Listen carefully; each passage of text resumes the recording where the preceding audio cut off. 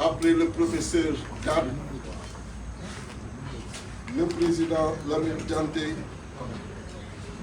la présidente Aïda Mbodj.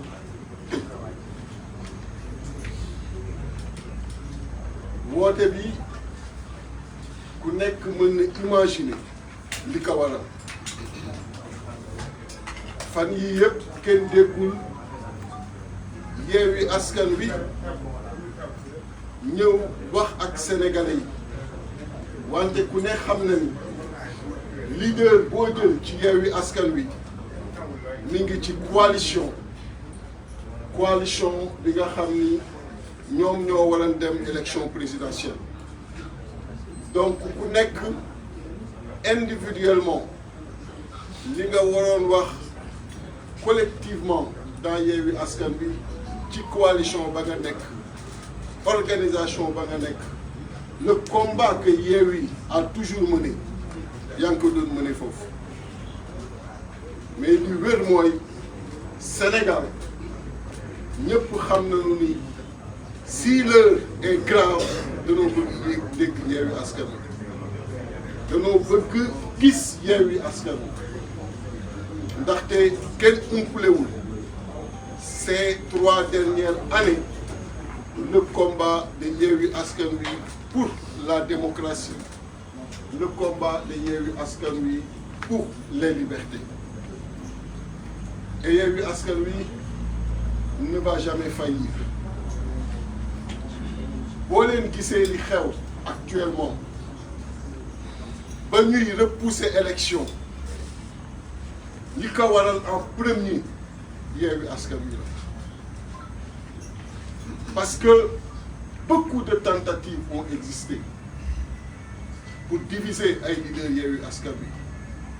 Beaucoup de tentatives ont existé pour ne pas avoir de candidat Yewwi Askan Wi. Beaucoup de tentatives ont existé pour ne pas voir quelqu'un venant de Pastef être candidat. Mais jaam ak pexeem Yàlla ak dogalam. Président Macky Sall, il a été surpris de voir que parmi les 20 candidats, il y a 6 candidats issus de Yewwi Askan Wi. 6. Déthié Fall, Diomaye, Habib Sy, Cheikh Tidiane Dièye, Mamadou Aliou Dia, Malick Gakou.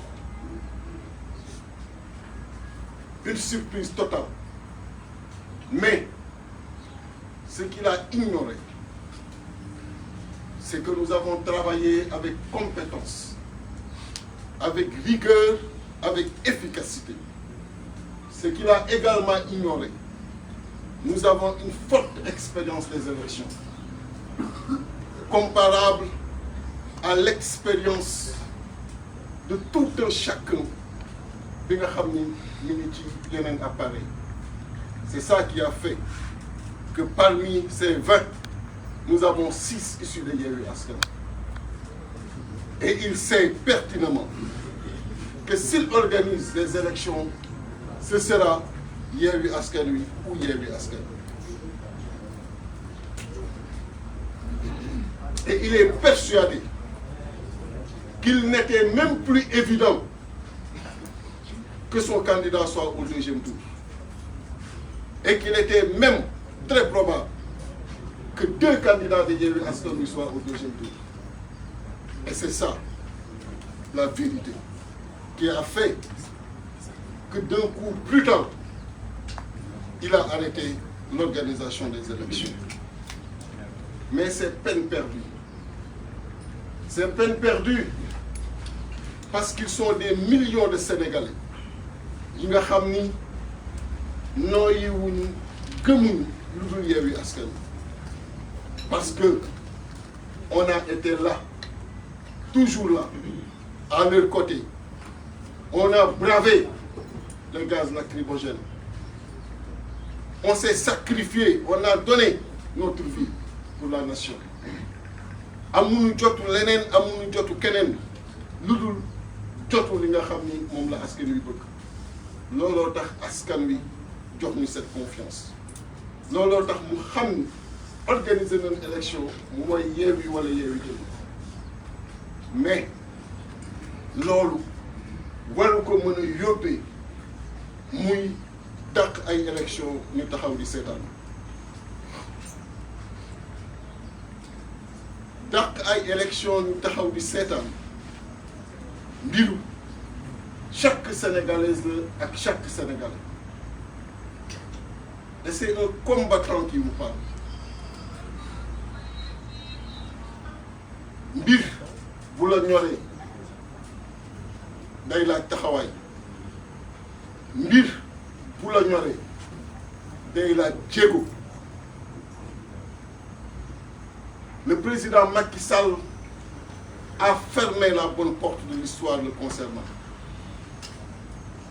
C'est quelqu'un aujourd'hui qui a délibérément choisi la petite porte de l'histoire. Alors que malgré la mu jotoon def ku nekk naqarlu ko nit ñi gëm ci à la fin ni ko organiser l'élection nga dem mu mënoon organiser élection yooyu dem mais mu plonger le Sénégal dans un chaos indescriptible ku xam réew ni muy tëddee ni mu bindoo xam ni le pays est économiquement paralysé parce que boo demee ba perdre la confiance des investisseurs qu'ils soient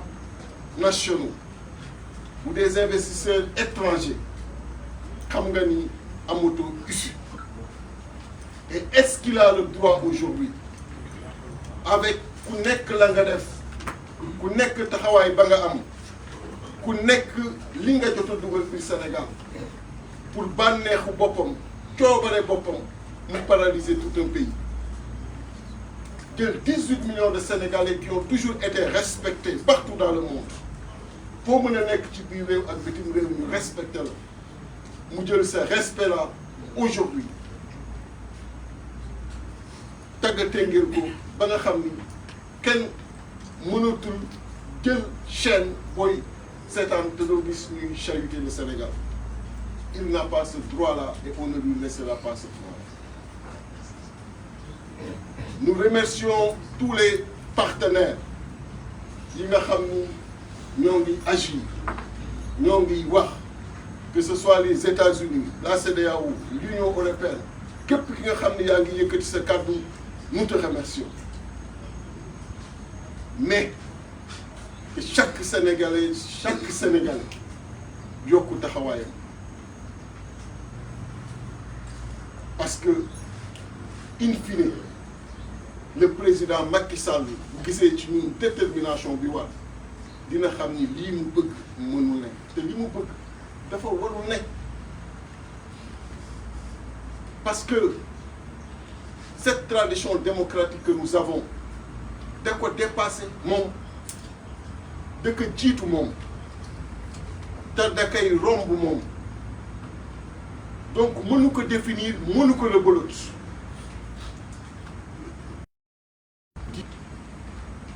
de l'organiser proprement parce que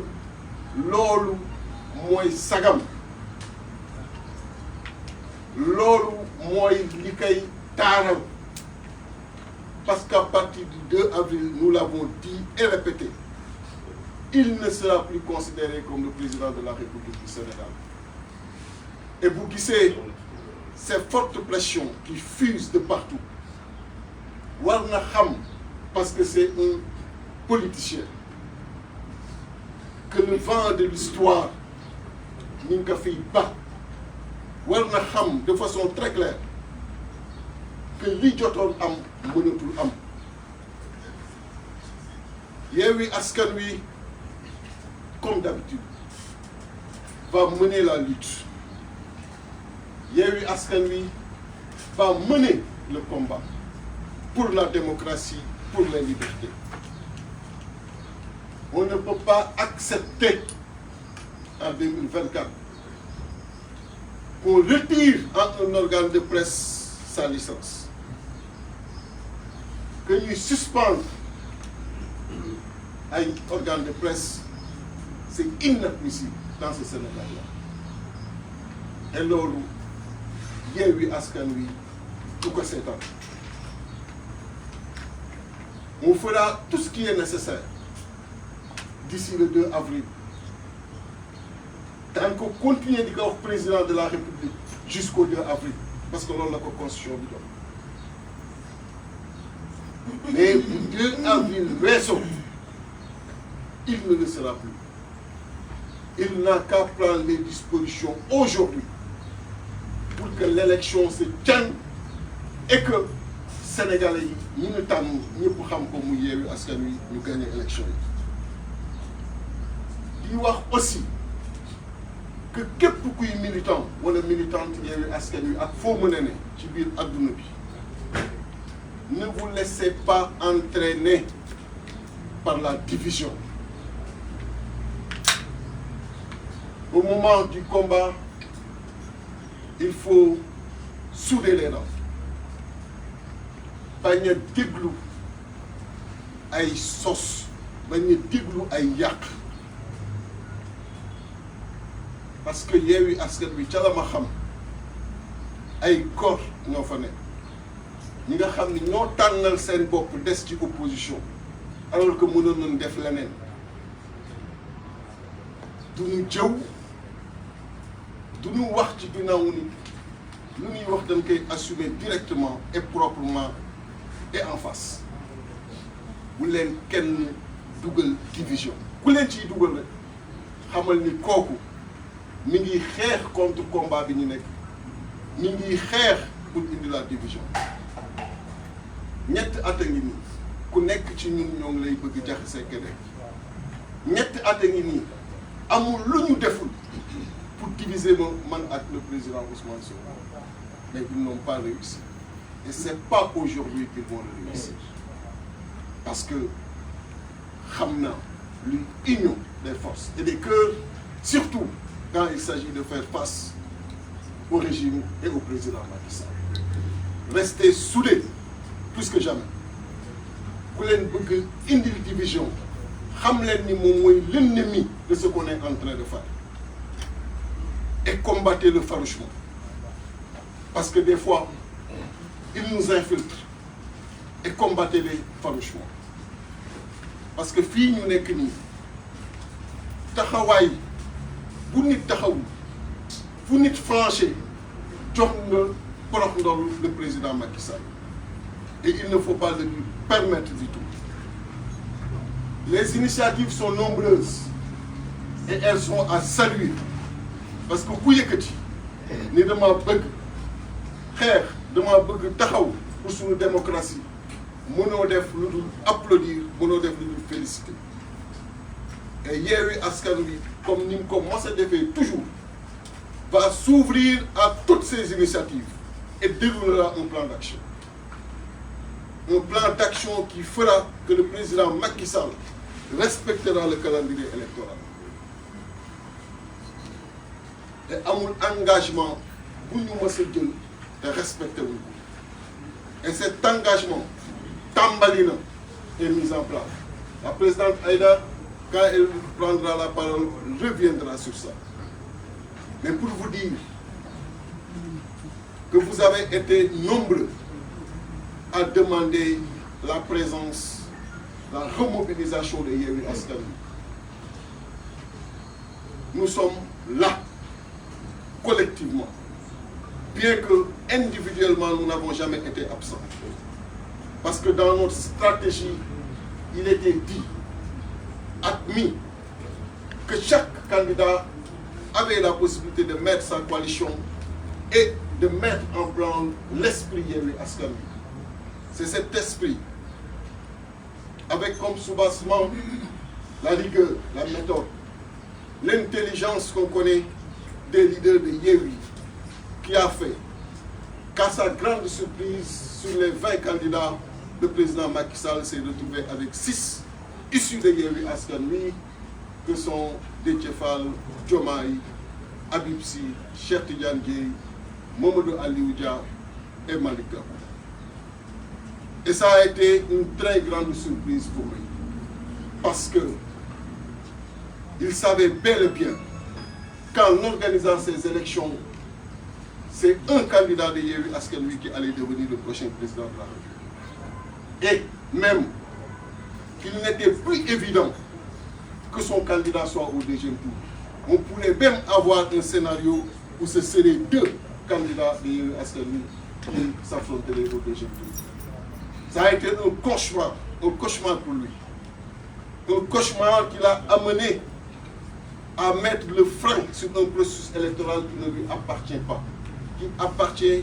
à tout le peuple sénégalais, connu pour sa grande tradition démocratique et pour sa régularité dans l'organisation des élections présidentielles.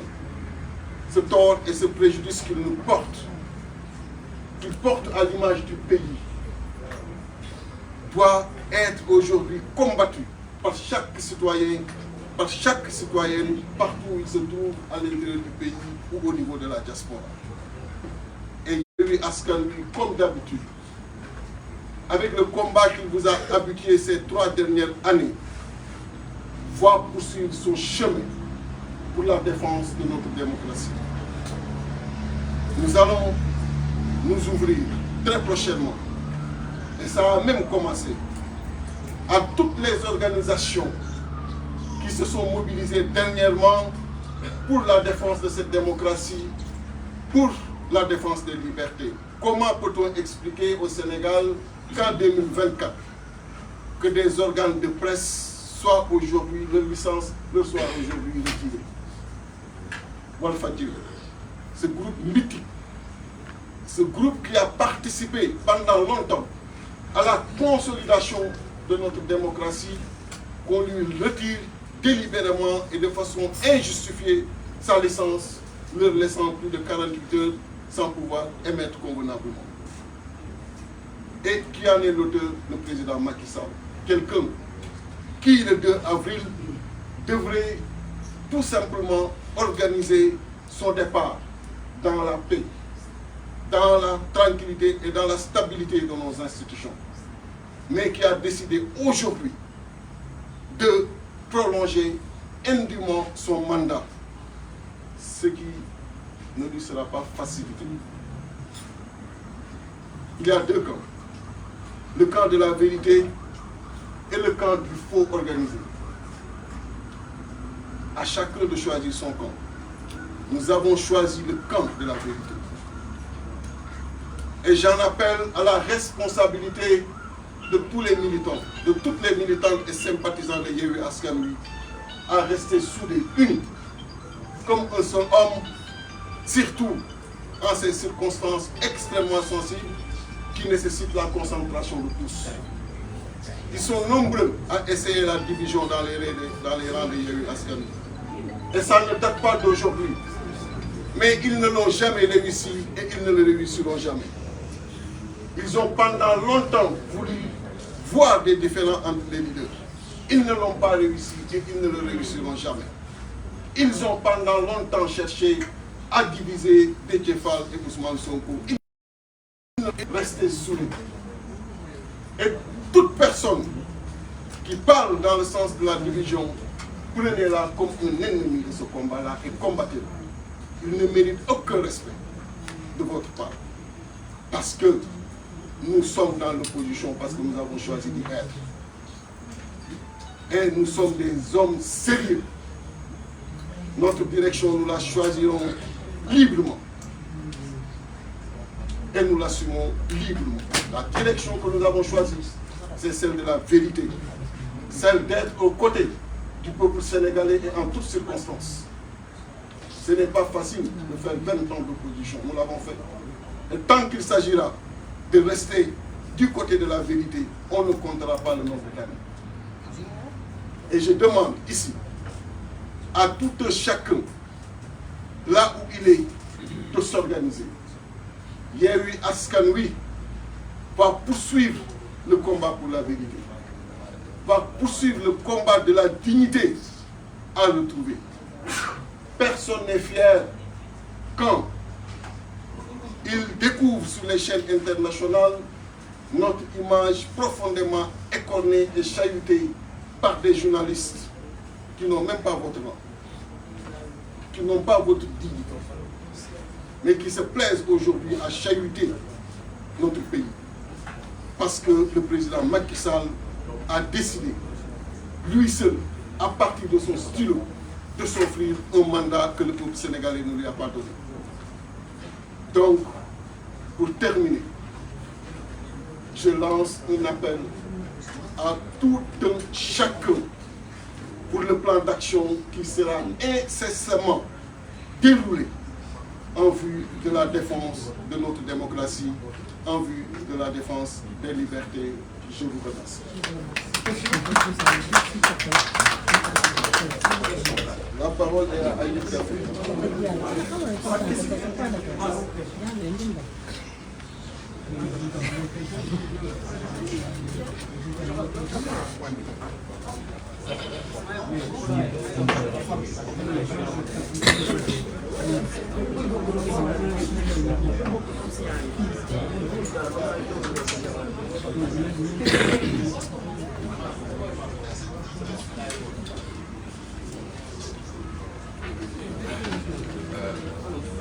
Merci beaucoup, Président. May nuyu toute la presse di nuyu les Sénégalais yi ñu seetaan ñëw di wax en tant que membre député membre du groupe parlementaire Yewwi Askan Wi à l'Assemblée nationale par rapport ak suñu taxawaay ci lu xew Assemblée nationale avènement yi ci mujjee xew mooy commission d'enquête parlementaire ak proposition de loi constitutionnelle ba nga xam ne moo indi coow li yëpp moo indi fitna bi yëpp di wax ni rek di rappeler que en août 2023 indi woon nañu au niveau de l'Assemblée nationale ay propositions yu jóge woon ay conclusions yu jóge woon ci dialogue national indi ko révision constitution article 29 de la constitution indi woon fa ay modifications sur le code électoral loolu bañ ko indee bañ ci waxtaanee également suñuy leader yu bokk ci coalition Yewwi Askan Wi dañu defoon ay propositions d'amélioration muy ci règlement intérieur bi lu ñuy woowee ay amendements pour que élection bii di ñëw élection au 25 février mun a nekk une élection transparente mun a nekk une élection démocratique mun a nekk une élection inclusive parce que alerté woon nañu gisoon nañu luy ñëw aussi bien si proposition ñu defoon ci parrainage bi si proposition ñu defoon sur l'éligibilité article 57 également ak si proposition ñu defoon ci processus électoral à l'époque ba ñu defee amendement ya ñu demoon ca dialogue national bi dañu rejeter purement et simplement les amendements ñu ne soxla wuñ ko parce que jàpp nañ ni proposition yooyu ay proposition yu baax la déggoo nañ ci am nañ ci consensus donc duñ ci changer virgule te ci proposition yooyu fa la tirage au sort jóge tirage au sort muy naan loterie ñoom ñoo ko indi dugal ko ci code électoral bi ci proposition yooyu fa nañu créer la commission de contrôle des parrainages ba pare dénk ko conseil constitutionnel sans aucun garde-fou amul dara loo xam ne teg nañ ko pour xool naka nañuy superviser liggéey boobu naka nañuy fexe composition commission de contrôle de parrainage boobu mu nekk une commission boo xam ne ce sera une commission indépendante impartiale une commission boo xam ne dina def liggéeyam sur des bases objectives fa nañu dugalee ay logiciel de contrôle des parrainages foo la jógee donc ñooñu ko déposé tey ñoom ñoo ne ñoo indiwaat commission d'enquête parlementaire ñu ne dañuy def une commission d'enquête parlementaire pour saytuwaat le processus électoral ñoom ngay déggaat ñuy naan conseil constitutionnel liggéey ba mu def du liggéey bu baax contrôle de parrainage baaxul et cetera te jamono jooju ñun bu ñu indee amendement yi pour améliorer proposition yooyu ak code électoral bi ñoom dañoo bañ rejeter les amendements gouvernement rejeter les amendements ñu def recours devant le conseil constitutionnel dàq argument yu ñu ko tegaloon donc parce que lii nañu gisoon muy ñëw lii nañu gisoon muy raam te bëggoon nañ ko prévenir bëggoon nañ ko anticiper parce que loolu mooy suñu taxawaay au niveau de l'Assemblée nationale groupe parlementaire Yewwi Askan Wi avec les 39 députés ak directive yi nga xam ne ñoo ngi koy jot ci leaderu coalition Yewwi Askan Wi mooy ni lépp lu ñu gis ni day naxasal démocratie lépp lu ñu gis ni day delloo ci ginnaaw état de droit na ngeen ko xeex na ngeen ci opposé def le rôle de l'opposition parlementaire ci taxawaay boobu nañu nekkee woon malheureusement initiative boo jël waa Bennoo Bokk Yaakaar ak ñeneen ñoo xam ne peut-être ils se réclament de l'opposition mais amuñu taxawaay boobu ils le rejettent systématiquement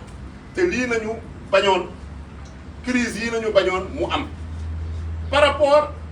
ak la commission d'enquête parlementaire bu ñu indi ñu ne par rapport à la liquidation l'élimination de Karim Wade conditions yi ñu ko kiiwee ba ñu ko indilee également coalition ba leader coalition bi dañu ne nañu voté contre si jiitu président Ousmane Sonko ak leader yu fi toog yépp parce que dañu gis ne exposé des motifs indi wuñu benn preuve indi wuñu benn indice concordant indi wuñu dara lu dul ay affirmation gratuite yoo xam ne ñoo ngi accuser ay juges ñun nag ànduñoo conseil constitutionnel parce que gis nañ ni conseil constitutionnel lu mu def lu bëre jaaduwul gis nañ ni suñu parrainage yi nuñ ko contrôler jaaduwul parce que ku mel ni président Aïda Mbodj am na loo xam ne def nañ ko ci parrainage am pour éliminer ko ak yeneen leader day Yewwi Askan Wi yoo xam ne def nañu ay tentatives pour jéem leen écarter wala pour jéem leen éliminer du processus électoral mais comme ni ko président Déthié Fall wax liggéey bu ñu defoon dañ ko defoon avec rigueur sérieux compétence moo tax tey bu ñu publier la liste définitive sur les 20 candidats mu am 6 candidats yoo xam ne jóge nañu ci Yewwi Askan Wi te mu amoon ay candidats yoo xam ne yaakaaru ñu woon ni nañu mën a jàll ñu mel ni Cheikh Tidiane Dièye ñu mel ni Bassirou Diomaye Faye loolu moo leen tiital bu ñu xoolee sondage yi que ce soit premier tour second tour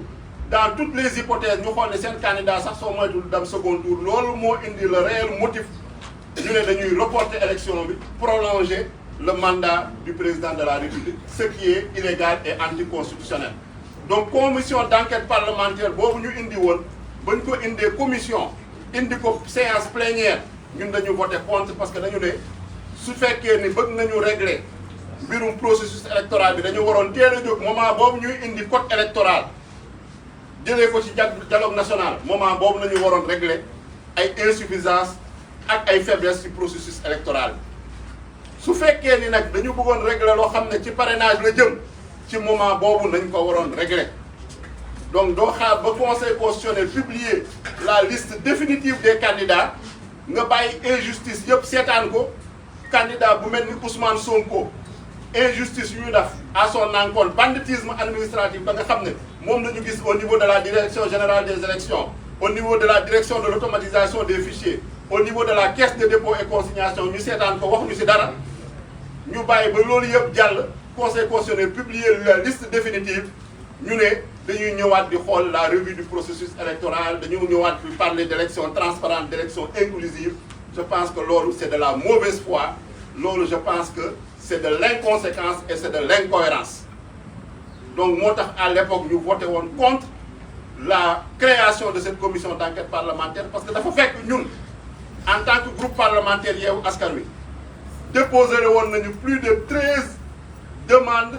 de résolution pour la création de commission d'enquête parlementaire ñu bàyyi proposition de résolution yooyu yëpp ñoom résolution boobu ñu présenté en moins de 48 heures ñu ñëw examiner ko yóbbu ko commission indi ko séance plénière te résolution boobu ñu ko présenté daa mel ni waa Bennoo Bokk Yaakaar ak seen groupe parlementaire ñoo gënoon sawar ko porté ko que ñoo xam ne ñoo lu jëm sur la proposition de loi constitutionnelle ba nga xam ne waa député PDS ñoo ko dugal également directive yi ñu jot su suñu leader yi buñ ko jàngatee mooy ñu voter systématiquement contre fermement parce qu'on est contre tout report des élections puisque dara justifié wu ko moralement juridiquement politiquement amuñu benn argument benn motif boo xam ne mën nañu justifier un report des élections ak prolongation mandat président de la République puisque day violer le code électoral day violer la constitution day violer la séparation des pouvoirs dans la mesure où actuellement processus bu ñu toll moment bu ñu toll conseil constitutionnel mooy gérer le processus électoral depuis mu génnee la décision définitive depuis ñu valider candidature yi donc conseil constitutionnel su rapport waroon am conseil constitutionnel moo ci waroon addu te ci ay conditions yu leer nañ nga xam ne constitution moo ko teg te conditions yooyu moment bu ñuy wax ni les conditions ne sont pas réunies. Ils ont parlé de crise institutionnelle. Je vous dis qu'il n'y a aucune crise institutionnelle entre l'Assemblée nationale et le Conseil constitutionnel. C'est vraiment des vues de l'esprit. Le Conseil constitutionnel a ses domaines de compétences. C'est une institution judiciaire, pouvoir judiciaire le bokk. L'Assemblée nationale a ses compétences, pouvoir législatif le bokk. Amul dara loo xam ne amu fa confrontation. Problème bu fa am kay mooy ne am na ay députés yu bokk ci benn parti ñoom ñu éliminer seen candidat ñu am droit contester ñu am droit ñaxtu ñu am droit également joxe ñoom seen argument loolu ñu nangul leen ko mais amuñu droit perturber chambouler le calendrier électoral sur des bases fallacieuses yoo xam ne di prétexte ay crise institutionnelle te crise institutionnelle amu fa Assemblée nationale moo ngi fonctionner sans problème Conseil constitutionnel moo ngi fonctionner. Donc il n'y a pas de crise institutionnelle entre l'Assemblée nationale et le Conseil constitutionnel. C'est une crise politique au sein de Benno Bokk Yaakaar APR ak un problème boo xam ne mooy la candidature de Karim Wade au niveau du PDS. Donc loolu c'est pas le problème de l'Assemblée nationale. Lu mu ci bëggoon yokk mooy proposition de loi constitutionnelle boobu bañ ko indee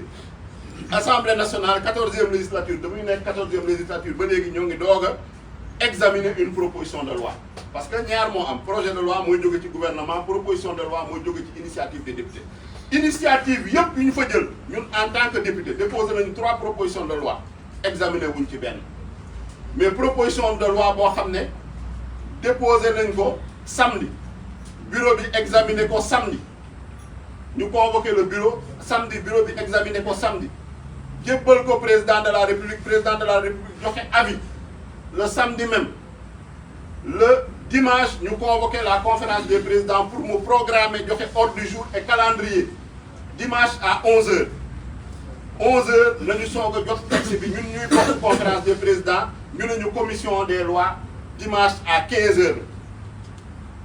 séance plénière bi c'est le lundi à 11h mooy maanaam proposition de loi ba nga xam ne engagé avenir u dëkk bi engagé le futur de tous les Sénégalais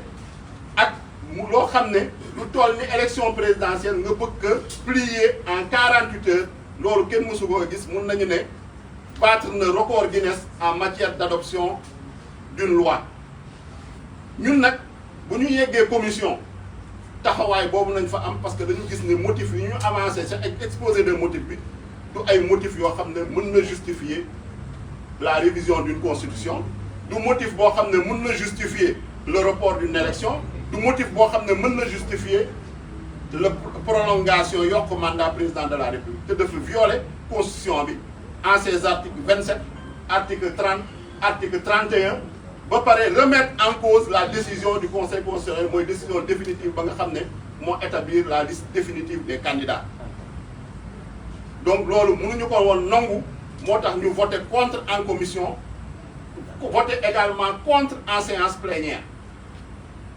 loolu mooy doon suñu objectif pour voter contre en séance plénière mais mayuñu ko puisque séance plénière ba ñu ñëwee dañu ñëw commencer poser les questions préalables loolu article 74 du règlement intérieur moo ko maye question préalable mooy loo xam ne balaa ñoo dugg ci fond wu texte bi dañuy laajte ay questions yoo xam ne suñ ko résoudre maanaam texte bi kenn mënu ko examiner sur le fond loolu nañu def au niveau de l'Assemblée nationale ba ñu paree ci question préalable député Yewwi Askan Wi ne léegi nag dañuy def ay observations sur le rapport ba pare soog a dugg discussion générale parce que règlement intérieur Assemblée nationale noonu la tegee procédure en séance plénière ñoom ñu bañ ñu ne duñ ñu bàyyi ñu débattre dañuy def lu ñuy woowee le vote sans débat le vote sans débat nooy mun a defee révision constitutionnelle ne da ngay def le vote sans débat ñu ne nag loolu duñ ko seetaan du ñu bàyyi Assemblée nationale muy salfaañe le règlement intérieur continuer di violer la constitution à travers un vote sans débat ba nga xam ne le règlement intérieur de l'Assemblée nationale prévoiru ko parce que Assemblée nationale kuréel la boo xam ne dañ fay waxtaan dañ fay délibérer dañ fay débattre moo tax ñu sanc Assemblée nationale ñu woowee ñu les représentants du peuple tànn 165 ñoo xam ne fu ne nañ leen jëlee ci Sénégal ak sa diaspora bi indi leen fa pour ñu représenter fa la nation sénégalaise, la population sénégalaise. Donc comme mënul comprendre ñu ne assemblée nationale dañ koy indil texte révision constitutionnelle ba pare ñu ne ko da ngay def un vote sans débat ñu ne loolu nag mënul nekk parce que règlement intérieur may ñu ko da ngeen di ñu may ñu débat su fekkee ni débat yi minuit lay jeex ñun pare nañ ñëwaat suba pare waat nañ ñëwaat gannaaw suba ba fu mu yem après ñu soog a dem au vote loolu nañu bañ menacé ñu ne ils vont faire intervenir la gendarmerie ñun on a campé sur nos positions parce que position ñu campé c'est des positions de principe pour défendre le peuple sénégalais, pour défendre la nation sénégalaise, défendre la démocratie, défendre l'état de droit. Parce que gis nañu proposition de loi constitutionnelle boobu lépp loo xam ne constitution la lépp loo xam ne code électoral la mu ngi koy violé te loolu tamit mënuñu ko seetaan en tant que représentant du peuple. Fan nañu jëlee la malheureuse décision dugal fa GIGN ak gendarmerie expulser député opposition bi particulièrement les députés du groupe parlementaire Yewwi Askan Wi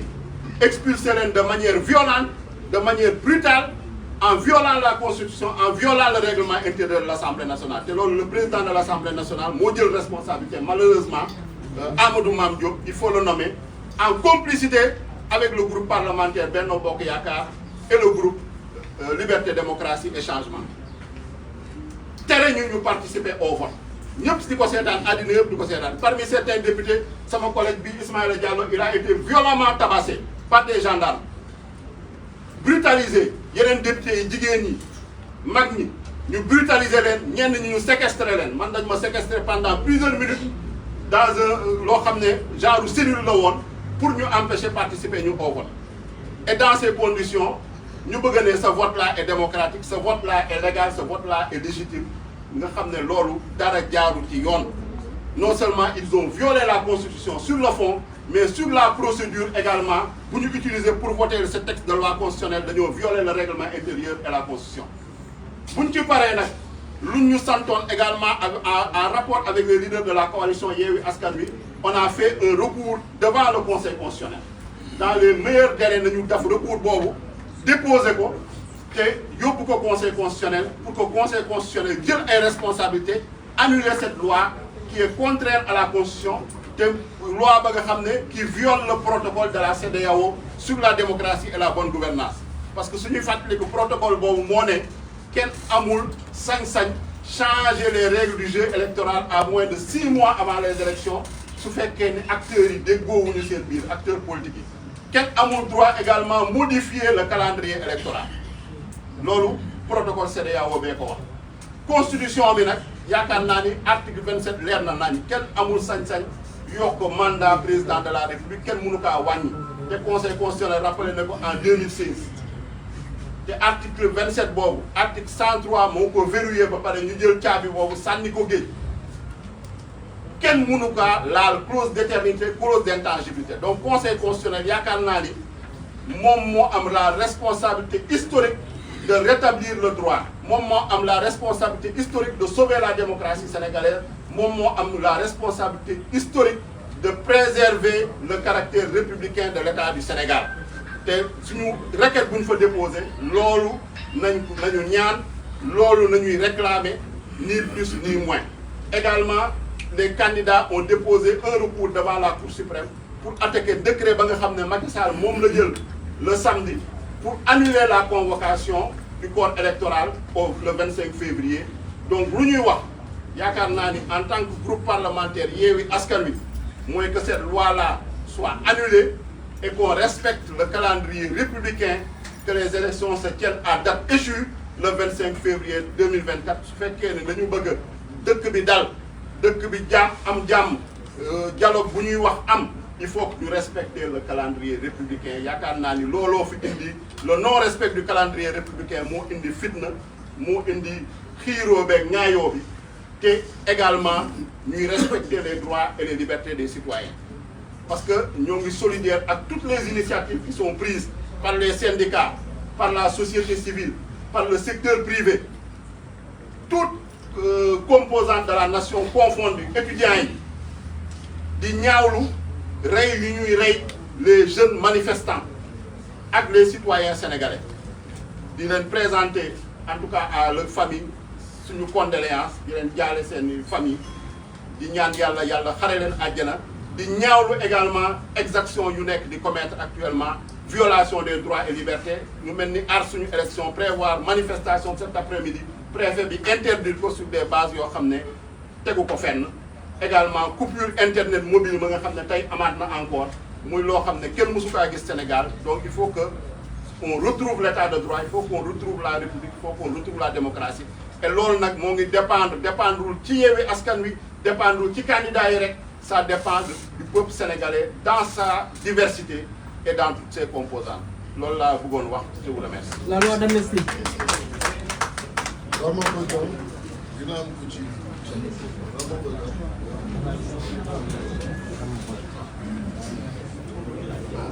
salaamaaleykum mbokk yi maa ngi nuyu ñëpp di leen remercier pour seen teewaay waaye di nuyu tous les Sénégalais un peu partout fu ñu nekk ak travers le monde maa ngi leen di nuyu bu baax a baax di wax ne la coalition Yewwi Askan Wi comme président de ci lu mu ko waxee fu mu taxawoon démb fa la taxaw ba léegi dañuy xeex pour la démocratie du Sénégal gis ngeen ni le président Macky Sall c'est un président boo xamante ni il n'est pas démocratique. En 2012 bu ñu ko voté ba léegi bu ñu ko élire à la présidence de la République ba léegi tous nos acquis démocratiques dafa nekk di ko salfaañi di ko rocc ci benn parti. lii moo tax nous sommes contre le report des élections dañoo bëgg pour que ñu respecter le calendrier électoral. dañu war respecter le calendrier électoral pourquoi? Parce que tout simplement je vais vous donner un exemple. Vous prenez la région de la Casamance uniquement pour xeexal benn un adversaire politique. La région de la Casamance a été isolée. Le bateau ne fonctionne plus. Donc du coup, cette région-là, sur le plan économique, xam nga ni déjà nous avons un problème pour écouler les mangues, tous les fruits. Donc imaginez-vous le bateau bu nga xamante ni Sénégalais yi les Casamance fa la ñuy sukkandiku pour mun a évacuer une partie des fruits. Une partie des fruits. Le bateau là a été arrêté. Donc du coup, qu'est-ce qui se passe sur le plan économique? La Casamance est carrément isolée. Et pourquoi? Parce que tout simplement, il y a un monsieur, il ne se considère pas comme un président de tous les Sénégalais. Il se considère comme un président de parti qui est en train de se battre pour que son parti ne soit pas oublié, pour que son parti soit toujours au pouvoir. Et le Sénégalais lambda dafa bëgg un président boo xamante ne da leen di sóoraale ñoom ñëpp. day jël en considération les besoins de tous les Sénégalais. On veut un président boo xamante ni il est démocrate. Depuis combien de temps lañu gis que les journalistes n'ont plus la possibilité de faire tranquillement le travail? Depuis que le président Macky Sall, depuis 2021, les journalistes ont du mal à faire tranquillement le travail. On a vu temps yi passé,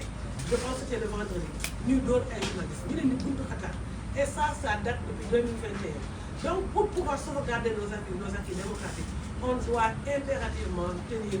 les élections le 25 février. Dañu war a tenir les élections le 25 février. Pourquoi également? Parce que vous avez vu que les préfets yi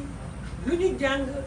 à l'école de l'administration respecté wuñu ko. Ils sont là, ils obéissent tout simplement à un monsieur. Moo leen di wax empêcher de faire ceci, empêcher de faire cela. Alors que chaque Sénégalais a le droit à l'expression. On a le droit de faire des marches. Am nañ droit wàcc sur terrain bi wax ni lii neexuñu. Violence bi di am lan moo tax parce que tout simplement on ne nous permet pas de nous exprimer.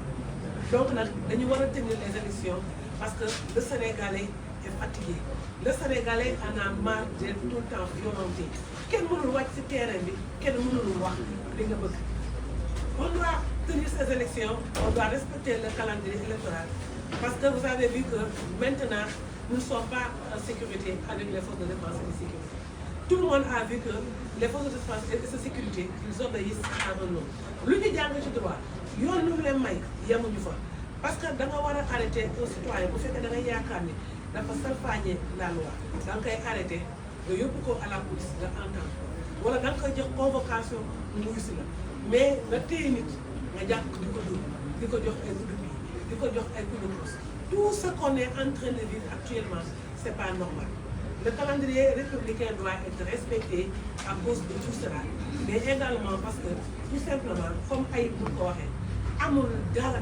li nga xamante ni dafa war a tax dañu repousser le calendrier électoral. On doit être installé en pleine campagne électorale. On a vu que dans le passé, il y a un juge du Conseil constitutionnel qui était décédé. Est-ce que Tarna va arrêter? Non. La campagne a eu lieu, les élections ont eu lieu. Donc, ce n'est pas pour rassurer un parti, un groupe de personnes qui savent pertinemment qu'ils ne peuvent pas gagner ces élections-là, qu'on doit charcuter la Constitution, charcuter les lois de ce pays pour que nous soient à l'aise. On ne va pas le faire. Le calendrier républicain va être respecté parce que tout simplement, Macky Sall dafa war a dem Sénégal. Le 2 avril, Inch'Allah, il doit quitter ce pays. Il doit quitter ce pays parce que les Sénégalais sont fatigués. Depuis combien de temps vous voyez que les Sénégalais ne peuvent plus s'exprimer? Même dans les réseaux sociaux, tu n'as plus le droit de parler. Pire, on coupe la connexion. Les données mobiles, amatuñu données mobiles, kenn mënatul communiquer, kenn mënatul wax. Et pourquoi Macky Sall wax na? Macky Sall wax na ba géex. Macky Sall a menacé l'ancien président de la République, Abdoulaye Wade. Ne ko boo laalee à ma constitution dinaa la fekk si ba ci palais. Dañ lay déloger ba ci palais. On a toujours été dans un pays démocratique. Ku nekk di nga wax sa xalaat. Di nga wax sa xalaat te dara du la ci fekk. Mais depuis que Macky Sall est là, on a affaire à un dictateur. Et c'est pour cela, au nom de tout cela, on doit tenir des élections législatives pour que les Sénégalais qui sont en prison puissent être libérés. Loolu tax ñu bëgg pour que qu'on tienne les élections présidentielles. Mais également parce que, comme nous l'avons dit, la Constitution ne nous permet, mais également surtout, beaucoup de partis ont déjà investi. Combien de partis, nous avons les candidats, combien de candidats ont déjà investi? Jël seen code, c'est seen xaalis, dugal ko, préparer ay t-shirt, def ay bâche, commencer des campagnes. Et à deux jours de l'ouverture de la campagne, nous n'avons quelqu'un de faire campagne. Et encore une fois, nous ne sommes pas là pour satisfaire un homme et ses militants. Nous ne sommes pas là pour satisfaire une élite. Ils ont peur de faire les élections. Nous sommes là pour que le droit s'adie, nous sommes là pour que la constitution du Sénégal soit respectée. Maintenant, on va tenir ces élections. Nous la coalition Yewwi Askan Wi, on va respecter le droit, on va respecter la constitution et Inch'Allah, on va continuer à battre campagne. Nous avons à tous les Sénégalais, nous avons maintenu des campagnes, nous continuer de battre campagne parce que ces élections-là, ils vont avoir lieu. En tout cas, nous sommes contre la date qui a été choisie par Macky Sall, le 15 décembre. Je vais les remercier. Professeur Jacques.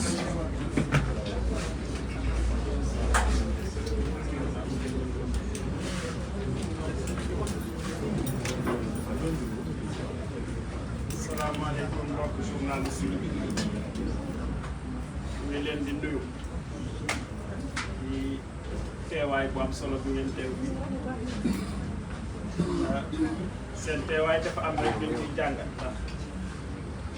ñu ngi dem ci ay point de presse yu bari waaye dispositif médiatique bii man day gisaguma ko bien que dugg nañ ci campagne électorale loolu dafa am lu muy firnde mooy xam ngeen li Yewwi Askan Wi di tekki ci échéance politique du Sénégal réeréewu leen ko ndax Yewwi Askan Wi nag doon wax léegi mooy ndeyu mbilli parce que Yewwi Askan Wi dafa def benn jaloore politique ci Sénégal parce que pour la première fois coalition politique au pouvoir ñu koy yóbbu ballottage à l'Assemblée nationale dañuy wax am na majorité amul majorité à un député près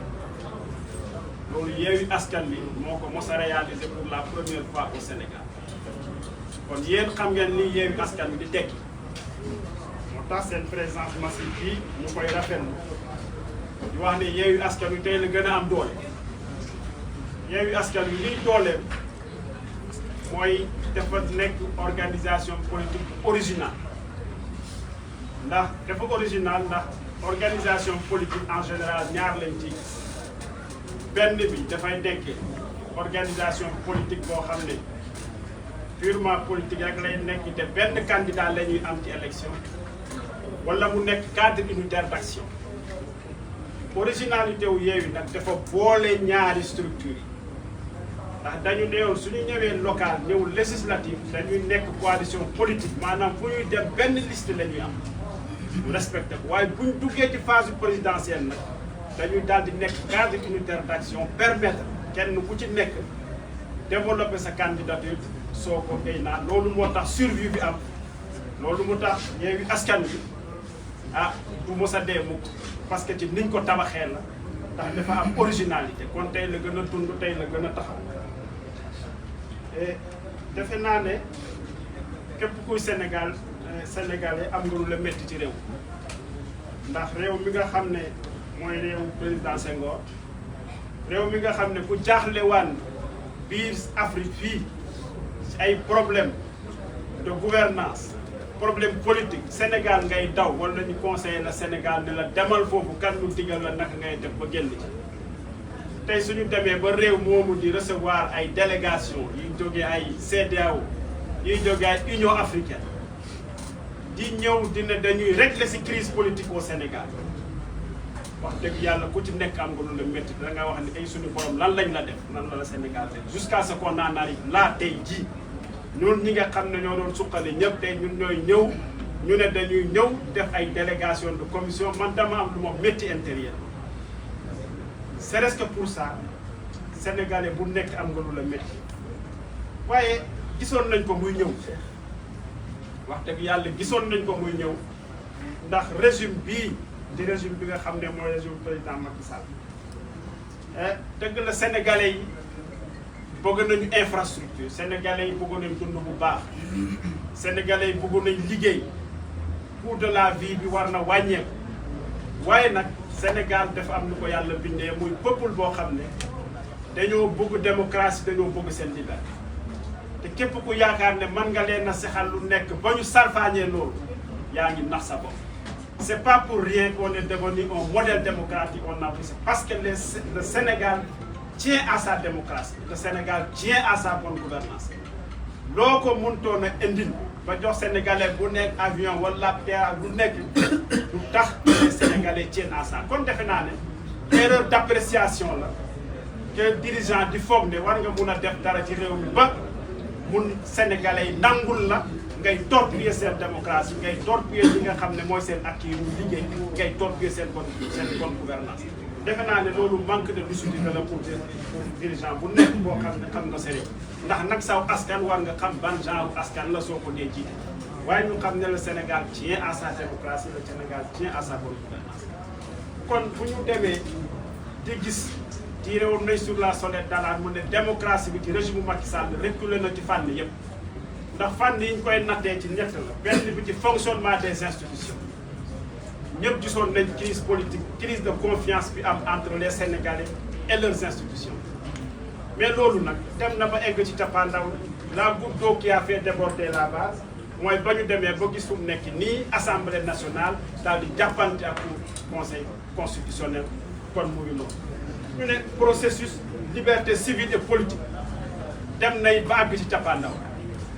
ndax dem nañu ba jël le principal opposant du Sénégal bi nga xam ne moom moo porté un projet innovant d'un Sénégal souverain muy président Ousmane Sonko bari ànd seen projet boobu daal di ko jël tëj ko kaso à la veille d'une élection ba pare dissoudre parti kon defe naa ne goutte d'eau boobu aussi débordé noonu na base bi ci fànn nga ñëw ci processus électoral ñëpp gis nañ élection ni fi demee ci régime Macky Sall bi parce que 2016 référendum bi la woon gis ngeen élection yu am pëccoxoo yoo xam ne kenn xamul nuñ ko organisé 2017 man ni sama parti candidat la woon dafa amoon liste gis ngeen ni mu demee ci 47 liste yi 2019 2022 2024 kon élection yu jaar yoon daanaka yoo xam ne am na organisation boo xam ne mucc ayib la presque amut gisuñu ko boobu it ñu dem ba goutte bi nga xam ne moo débordé loo la base mooy président bi xëy annulé décret bi nga xam ne moom mooy convoqué le corps électoral muy mbetteel bu rëy ndax corps électoral bu Sénégal convoqué nañ ko fi boo seetee histoire luy mat ñaar fukki yoon ak juróom-ñett fukki élection présidentielle ak benn am nañ ci fukki ak ñett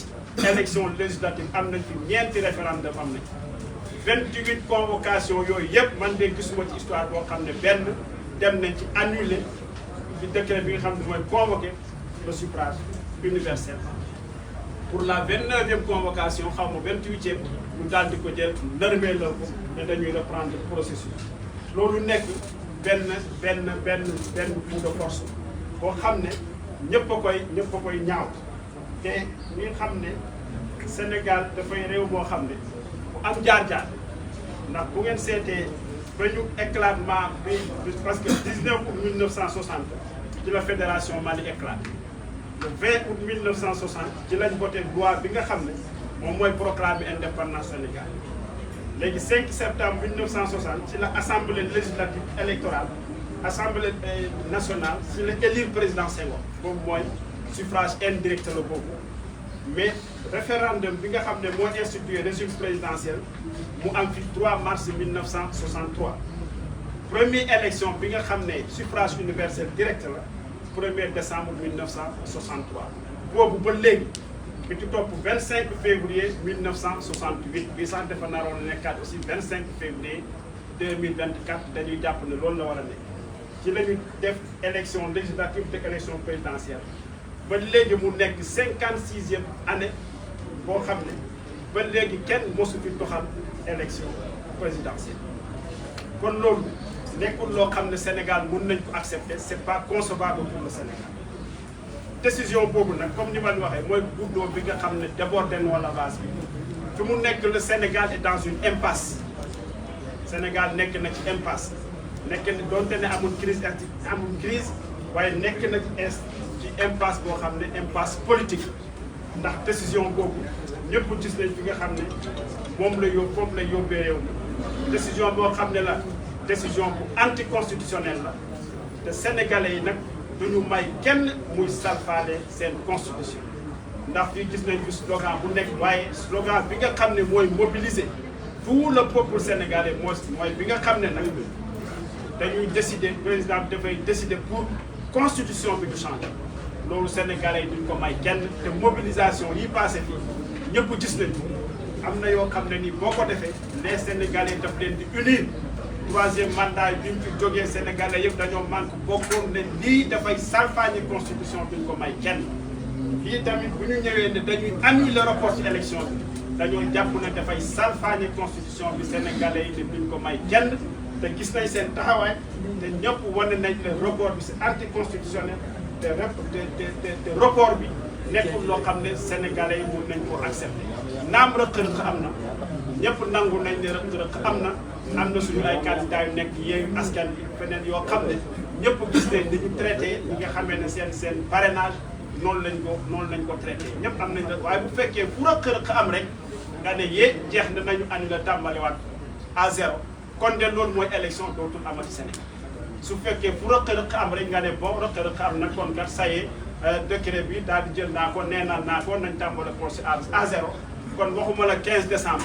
waaye élection sax boobu moo ci dootu mun a am rëq-rëq su amee te ñu toll fi nga xam ne toll nañ ko ci processus bi li xel mun a nangu mooy ñu continuer donte ne ñi mu daal sax ëpp doole gi yëpp nangu nañ ko nañu continuer dem ci élection yi su loolu passé ñu toog seetaan rëq-rëq yi xool naka lañ koy defaraatee loolu la xel mun a nangu loolu mooy la position raisonnable waaye gis nañ coup de force bi ñu def pour arrêter processus muy 2e fois ñuy def coup de force man ci li may fàttali loi de parrainage bi ñu ko fiy def en 2018 coup de force la jàlle dañoo dem ba vers la fin président Moustapha Niass daal di ne bon vote sans débat muy coup de force bii passé ñuy reporter élection yi aussi honorable Ayib Daffé ñëw na ci Sénégalais yëpp seetaan nañ coup de force la ñu def encore sans débat daal di bâillonné ñi nga xam ne ñooy des députés de l'opposition daal di jàllee lu leen neex loolu yaakaar naa ne vraiment honte la pour le Sénégal loolu réew mi mérité wu kon lii moo doon kàddu yi vraiment maa ngi leen di gërëm di leen sant salaamaaleykum. Merci beaucoup. Donc on va donner la parole au président Lamine Dianté, après le président président Habib Sy et la présidente Aïda Ba. asalaamaaleykum mbokk yi maa ngi nuyu sénégalais yi ci biir réew mi ak ñi ci bitim réew di gërëm bu baax a baax seen teewaay la présence massive de la presse loolu dafay firndeel ne comme ni ko gars yi di waxee quand c'est important c'est avec Yewwi Askan Wi Yewwi Askan Wi mooy Yewwi Askan Wi bu Cheikh Tidiane Dièye Yewwi Askan Wi mooy Yewwi Askan Wi bu Aïda Mbodj Yewwi Askan Wi mooy Yewwi Askan Wi bu Déthié Fall Yewwi Askan Wi mooy Yewwi Askan Wi bu Professeur Dat Yewwi Askan Wi mooy Yewwi Askan Wi bu Habib Sy Yewwi Askan Wi mooy Yewwi Askan Wi bu Cheikh Tidiane Youm Yewwi Askan Wi mooy Yewwi Askan Wi bu Maymouna Bousso waaye Yewwi Askan Wi mooy Yewwi Askan Wi bu Ousmane Sonko sénégalais yi namm nañ ko lool ak bu Malick Gakou ak bu docteur Cheikh Dieng ak ñi ci des waaye Yewwi Askan Wi mooy Yewwi Askan Wi bu Ousmane Sonko li ma ko waxee sànq sénégalais yi namm nañ ko lool waaye xam naa yéen it namm ngeen ko waaye Ousmane Sonko mu ngi ci jàmm ak salaam li mu meloon ci sénégalais yi bi léegi moom moo ci nekk ñu nekk ci situation bi nga xam ne sénégalais yi yëpp a jaaxle ñu yaakaaroon ne bu ñu laalee processus électoral acteurs politiques yi la ñu amal affaire juum nañu parce que élection présidentielle élection wu askan wi la ba tax na bi loolu amee le 3 février Macky Sall daal di def li mu def yéegee ko sénégalais yi ñëpp a jóg taxaw ne loolu di fi amee ba tax na ñoo ngi saluer bépp initiative boo xam ne nit ñi jël nañ ko gis nañ ne gannaaw acteurs politiques yi gannaaw candidats yi nga xam ne conseil constitutionnel nee na ñoom ñoo war a dem ci joŋante yi ñu jël seen matuwaay pour dugg ci campagne électorale gis nañ ne société civile jóg na gis nañ ne organisation des travailleurs jóg nañ moo xam centrale la moo xam syndicat de branche la gis nañ ne opérateur économique yi jóg nañu gis nañu askan wi yëpp jóg ñu koy rafetlu waaye Yewwi Askan Wi dafa ne pour une efficacité du combat pour une efficacité de la lutte fokk ñu joxante loxo yëkkatendoo tegandoo ndaxte bu ku nekk nekkee ci sa côté nga ne da ngay xeex loo xam ne moo fi nekk amaana du ñu am efficacité boo xam ne moom lañ ci bëgg ndaxte report élection kenn d'accordu ci lu ñu wax moom mooy ñu respecter le calendrier républicain lu ñu wax moom mooy que ne na élection yi am le 25 février 2024 ndaxte yoon dafa ne le 2 avril à minuit Macky Sall dafay jeexal takk ki koy wuutu lay jox lenge yi mu commencé doxal le 3 avril ba tax na Yewwi Askan Wi li mu wax moom mooy que ne à partir du 3 avril Macky Sall dootul nekk président de la République crise institutionnelle bu mu wax moom mooy am en réalité à partir du 3 avril 2024 ndaxte fii ñi ma jiitu ci parole bi wax nañ ne y a pas de crise institutionnelle ndaxte institution yaa ngi dox ni mu waree mais bu jeexewul léegi yi à partir du 3 avril moom moo fi installé une crise institutionnelle après coup d'état yi nga xam ne def na ko fi tey jii lu ñuy wax waa Guinée lu ñuy wax waa Burkina lu ñuy wax waa Niger parce que ñun ñëpp nangoon nañ ne ni ñu jëlee nguur gi dëppoowul ak démocratie waaye lu ñu def fii yow nga nekk palais parce que suffrage universel direct moo la fal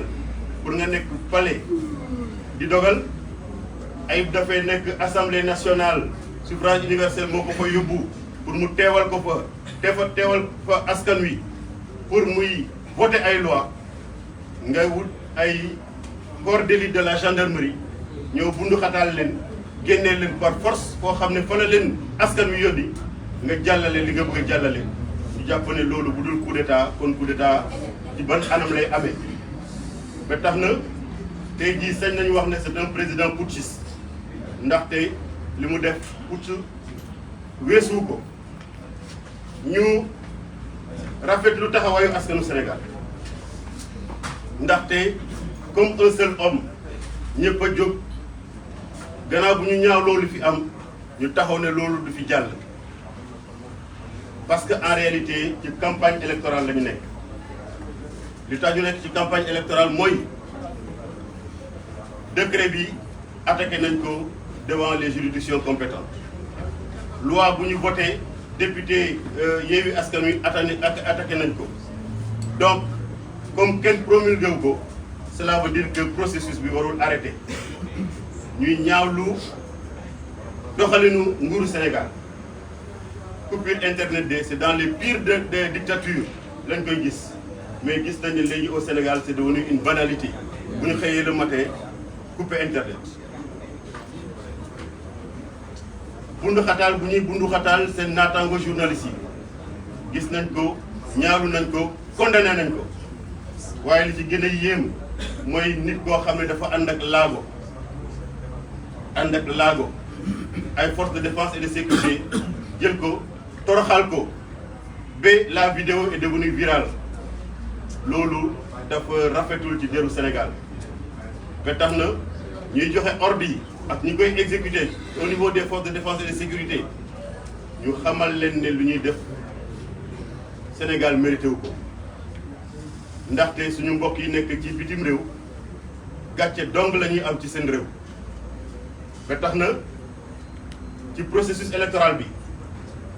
rafetlu ñu benn yoon taxawaayu force de défense et de sécurité waxuma rek li amoon keroog assemblée nationale waaye saa bu Ayib dafay demee DGE ay alkaati ñooy taxaw ne ko doo fi dugg saa bu Ayib dafay demee caisse de dépôt et de consignation ay alkaati ñooy taxaw ne ko doo fi dugg ñu jàpp ne loolu dañoo jéggi seen prérogative te kat ñun ñëpp ay sénégalais lañu naam ay forces de défense et de sécurité lañu waaye am na foo xam ne seen mission yeggu fa donc buñ fa yegg ndaw yaa ngi manifester te la manifestation pacifique est consacrée par la constitution waaye gis nañ ne ñoo ngi continuer di leen boom ñoo ngi continuer di boom ndaw Sénégal yi te laaj ñu leen lu dul dañu respecter processus électoral bi respecter calendrier républicain gannaaw bi ñu incliné wu devant la mémoire des disparus ñoo ngi jaale seen waajur yi ak seen i àndandoo ak seen i mbokk ndaxte lii métti na ci ay xale yu ndaw yu leen di boom saa bu manifestation amee fii de manifestation yàgg na fee am le 23 juin 2011 la gën a métti waaye y avait pas eu de mort d'homme parce que ñoom boobaa dañ ne woon duñ mës a génnee ay armes létales waaye tey jii nii am na ay localités yi nga xam ne xam naa seen munition en lacrymogène moo bëriwul bu ko defee ñu utiliser ay armes létales di ci boom ay xale di ci boom ay ndaw ñoo ngi masaw également ñëpp ñi nga xam ne jël nañ fa ay gaañu-gaañu parce que en réalité campagne électorale lañ nekk nit ñi dañu war a mën a continuer seen campagne électorale bi keroog bu ñuy promulguer la loi parce que conseil constitutionnel nee na la nee na am dëgg mais tant que loolu amul c'est pas par une déclaration ou par un coup de force à l'Assemblée nationale qu'on va mettre un terme au processus électoral donc nit ñi war nañ mën a continuer seen campagne électorale dañu bàyyi di bundu xatal nit ñi li ñuy ñaan force de défense et de sécurité mooy bu nit ñi génnee di manifester pacifiquement nañ leen encadrer parce que ñoom bu ñu commencé di sànni ay lacrymogènes comme keroog ni ñu ko defee au niveau des locaux de Walfadjri moom mooy indi ay jaamarloo bu ko defee mu am ci ay gaañu-gaañu ñaan également képp koo xam ne jàpp nañ la ci diggante bi nañ leen libéré bu ko defee ñooñu mën a dellu ci seen activités yi. report élection nag wax nañ leen ne Yewwi Askan Wi mënu cee d'accord te d'accordu ci ndaxte li tax ñu ne dañuy def report de l'élection présidentielle ay juge yi nga xam ne def nañ seen carrière ba pare te ñooñu ñaar yi nga xam ne accusé nañ leen sénégalais yi leen xam yëpp nee nañu c'est des hommes intègres que c'est des références c'est des exemples tax nañu ba ñenn ñi dugg dans la magistrature ndaxte ñoom seeni modèle la ñu woon ñooñu la ñu tuumaal ne dañ leen ger mu nekk des accusations scandaleuses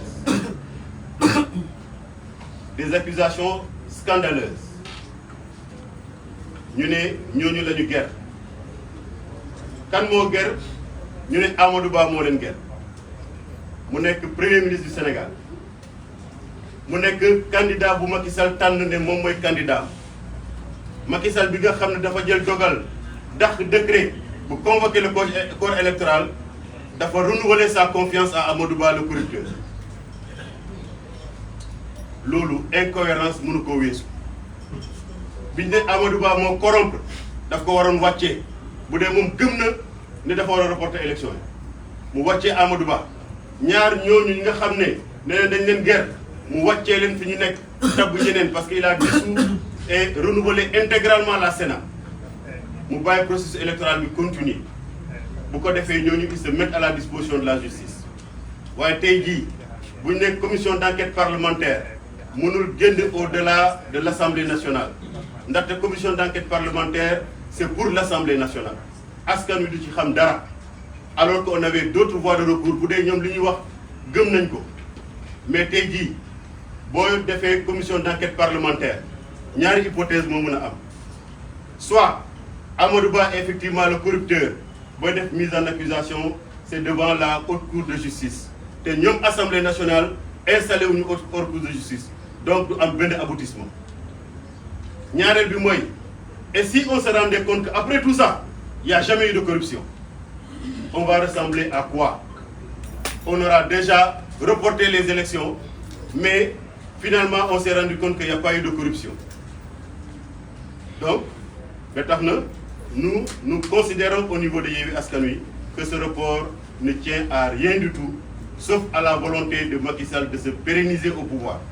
Je ne dis pas de se maintenir au pouvoir, de se pérenniser au pouvoir. nee nañu mënuñu koo def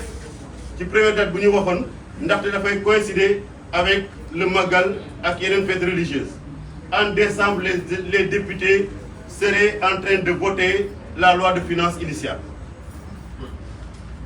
En décembre, députés yi dañuy nekk di voter la loi de finances initiale. Donc ce serait encore une occasion pour repousser encore parce que Macky Sall li mu bëggoon depuis ci njëlbeen gi mooy que bu amul troisième mandat na fi toogaat 2 ans. Donc ils vont utiliser le même procédé yónnee fa ay corps d'élite de la gendarmerie génnee ñoom Ayib Daffé ñoom Ismaïla Diallo ak tout le groupe parlementaire Yewwi Askan Wi jàllale seen loi ñu nekkaat fii de sorte que sénégalais yi mënuñoo continuer di seetaan loolu li ñu wax Macky Sall mooy que appam jeex na. appam jeex na ñi mu dugal kaso moo leen fa dugal moo leen fa war a génnee ci anam boo xam ne noonu la leen fa dugalee amul benn loi boo xam ne moom mooy war a tax mu génnee leen xam na nu mu leen fa dugalee moo xam nan la leen di génnee kaso ñu dellu seen njaboot dellu seen yitte am na ci bëri ñoo xam ne bu ñu génnaatee dañuy wutaat liggéey parce que seen liggéey yàqu na ba pare donc loi woo leneen loo c'est pas ça qui nous intéresse na leen delloo seen njaboot ñu nekkaat fa ba tax na ñu renouveler encore l'appel de Yewwi Askan Wi boo xam ne mu ngi tàllal ay loxoom pour que bépp initiative boo xam ne am na fi nañu joxante loxo yëkkatendoo tegandoo pour une efficacité dans la lutte ndax ñu mën a am suñu élection présidentielle le 25 février 2024 wasalaam.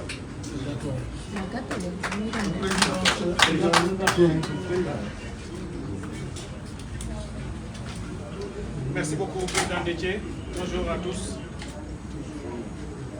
Le président Macky Sall n'a pas seulement violé la Constitution du Sénégal, il l'a simplement détruite. Il a détruit la Constitution parce qu'il a touché aux fruits défendus. En 2016, lorsqu'il avait cherché à raccourcir son mandat, à le réduire de 7 ans à 5 ans, il avait contacté et saisi le Conseil constitutionnel pour lui demander s'il pouvait le faire ou pas. Le Conseil constitutionnel avait répondu en lui disant « Ce mandat est hors de portée, vous ne pouvez pas y toucher ». Pourquoi? Parce que ce mandat, on l'a dit, est verrouillé, qui est déjà énoncé dans l'article 27, est verrouillé dans l'article 103 et encore verrouillé dans l'alinéa 7 de l'article 103. Pour moins que ce que le président Macky Sall a fait maintenant, en 2011-2012, le peuple sénégalais s'était dressé comme un seul homme pour dire ne touche pas à ma constitution. Ce peuple est encore là et ne donnera pas à Macky Sall ce qu'il n'avait pas donné à son prédécesseur. C'est pour cette raison que je ferai très court. Le peuple sénégalais mènera son combat. Il l'a toujours fait. Je rends hommage à nos devanciers qui se sont battus pour nous léguer un pays démocratique. Une démocratie sans doute à parfaire, mais une démocratie tout de même, qui était citée en référence partout en Afrique. C'est ce système démocratique que le président Macky Sall s'est attelé pendant 12 ans à démanteler année après année, à torpiller nos lois et nos règlements, à bafouer nos valeurs, à pervertir les mœurs politiques, bref, à créer un sous-système qui n'a rien à voir avec notre système démocratique, où on dit plus rien n'est interdit, on peut faire ce qu'on veut, pourvu qu'on reste simplement au pouvoir. Et c'est cela qu'il faut arrêter. Son mandat prend fin le 2 avril 2024. On ne lui laissera pas une seconde de plus. Il lui appartient ici et maintenant, je l'ai déjà dit, de choisir entre l'honneur et le déshonneur. Il a le choix devant lui, il peut encore le faire. Nous lui souhaitons une sortie encore honorable, si cela est encore possible, puisqu'il a fait tellement de mal. J'ai en pensé ces 3 derniers jeunes tombés il y a tout juste quelques jours, fauchés à la fleur de l'âge, parce que simplement ils étaient sortis dans l'université, à Koloban et Landing à Ziguinchor, le drapeau à la main pour scander un peuple, un but, une foi. Ce président ne mérite plus notre respect. Il doit partir et le peuple mènera sa lutte, son combat. J'appelle la communauté internationale. La semaine prochaine, les 17 et 18 février, l'Union africaine tiendra son sommet. Nous ne l'avons pas encore entendu, l'Union africaine. Qu'elle comprenne qu'elle n'a aucune autre possibilité que de se mettre du bon côté de l'histoire, c'est-à-dire du côté du peuple sénégalais. Il n'y aura pas de louvoiement. Le Sénégalais, le peuple sénégalais, comptera, identifiera ses amis, ses frères et sœurs africains qui auront été à ses côtés dans les moments difficiles. Je demande aux chefs d'État africains lors de ce sommet de mettre le Sénégal sur leur table, que dis-je, pas le Sénégal, Macky Sall, l'apprenti dictateur, sur la table et d'agir conformément à l'esprit de nos lois communautaires. Je demande à la CEDEAO,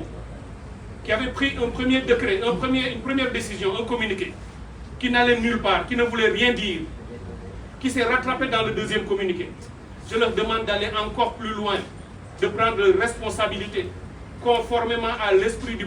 protocole ASP1 01 de 2001, pour être dans l'esprit de tout ce qu'on avait dit sur la démocratie et la bonne gouvernance. Pour beaucoup moins que ce que Macky Sall a fait, la CEDEAO a sanctionné des juntes et des militaires dans d'autres pays. Macky Sall n'a fait rien de moins qu'un coup d'État. Et ce n'est même pas un coup d'État civil. Macky Sall est le chef suprême de nos armées. Il est le commandeur in chief.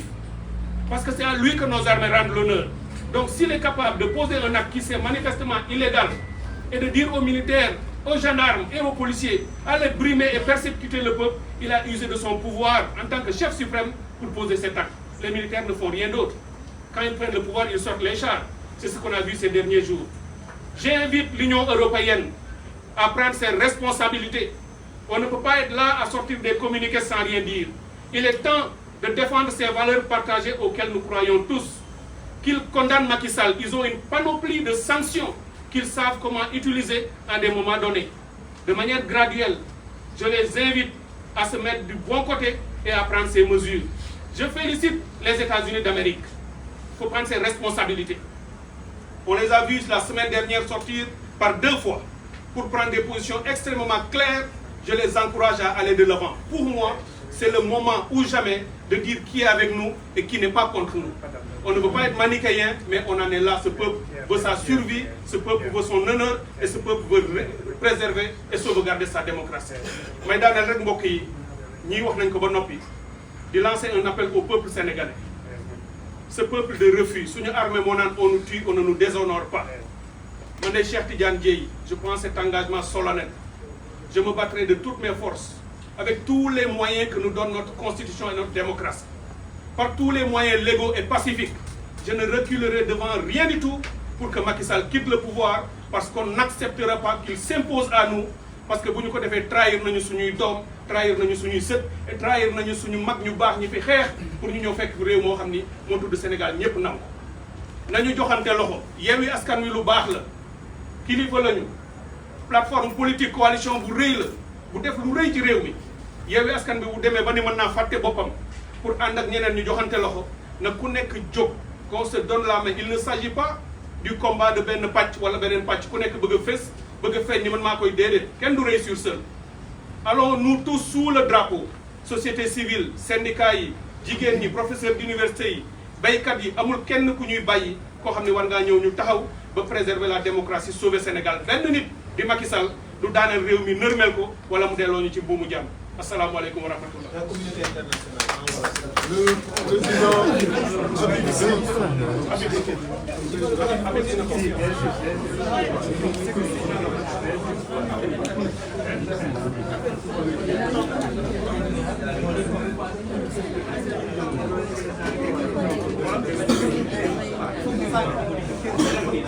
asalaamaaleykum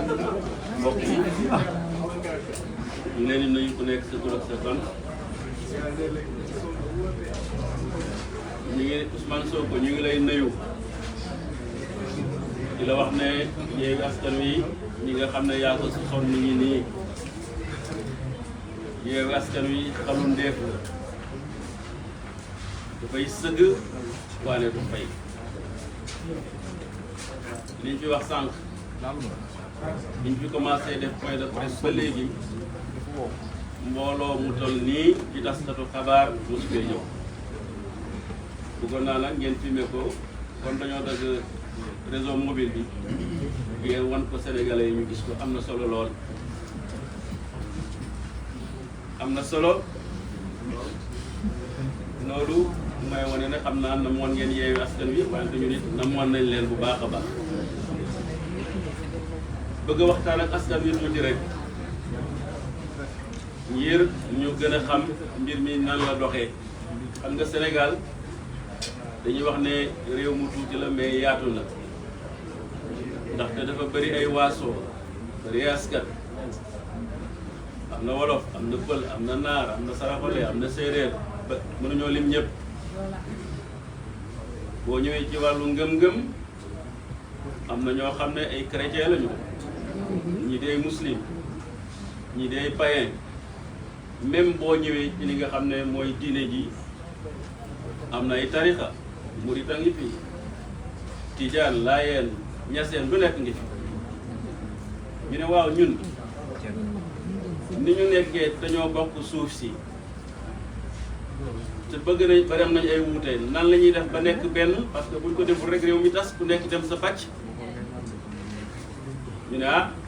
kon nag nañu moo def loo xam ne ni ab charte la ñu tëgg ko ne lii ñun ñëpp ànd nañ ci moom moo téye réew mi pour ñu mën a nekk benn ñu ne loolu nuñ koy defee ñu ne nañ ko tuddee constitution charte réew ñu ne ah baax na ñu bind constitution bi nga xam ne moo ñuy dajale ñun Sénégalais yëpp ñu ne waaw constitution bi bu ñu ko defee pare moom nan lay doxee kan moo koy sàmm ñu ne ah nañu wut ndaw réew loo xam ne nii dañ koy fal buñ ko falee mu nekk président de la république chef de l'état ñu ne ko yow la ñuy dénk constitution bi nga gardien ñu ko gardien de la constitution ñu ne waaw baax na waaw kooku nan la ñuy jëflanteeg ak moom ñu ne ah ñoo ko yoree léppam daal bu ñu ko falee ñoo koy jox lu mu lekk ñoo koy jox lu mu naan bu feebaree moom ak ay soxnaam wala mook soxnaam ak njabootam ñoo leen di faj ñu ne ah baax na moom niñ koy doolelee ñu ne armée bi kaaraange yëpp nañ ko jox moom mooy seen kilifa armée gendarmerie police sapeur pompier lépp ñu ne ko yow lañ ko jox yemuñ foofu ñu ne xanaa waaw bon war naa soxla ay koppar nag ñu ne waaw dëgg la na am luñ ko fàggul ñu ne loolu lu muy toll ci jamono jii Macky Sall yi moo fi nekk ñu ne nañ def at mu jot ñu fàggal ko juróom-ñetti milliards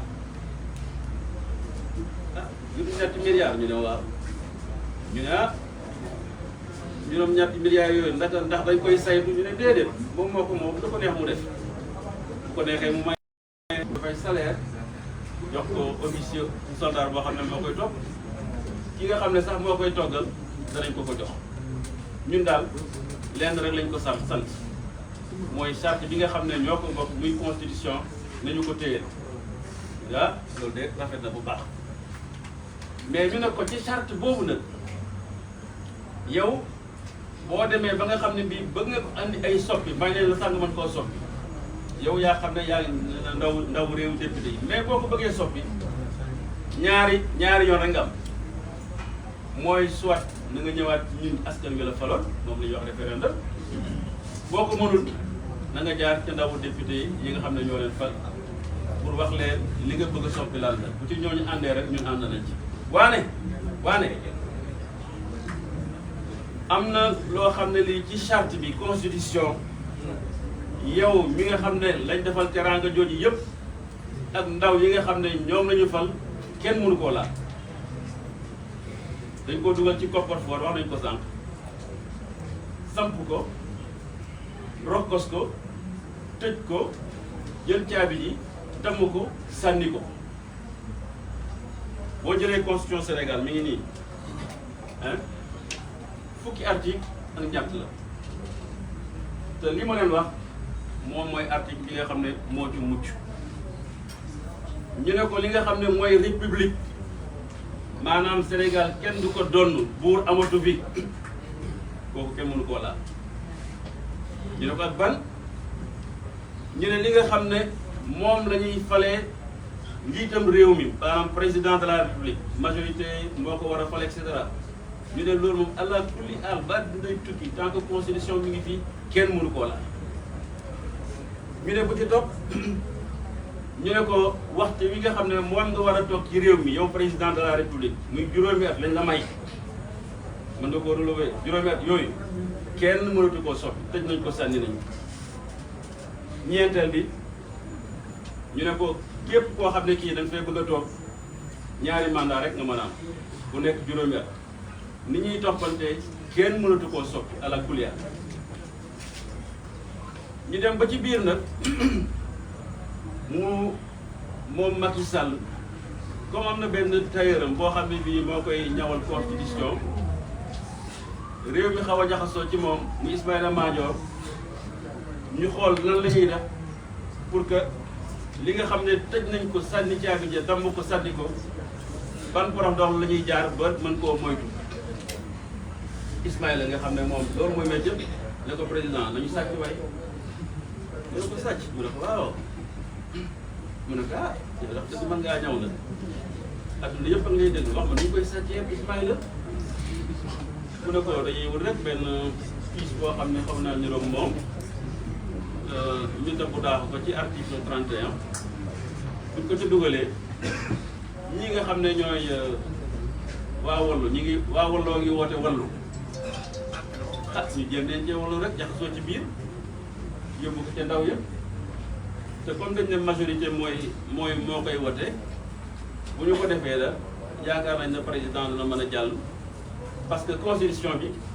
comme yow sa mandat ci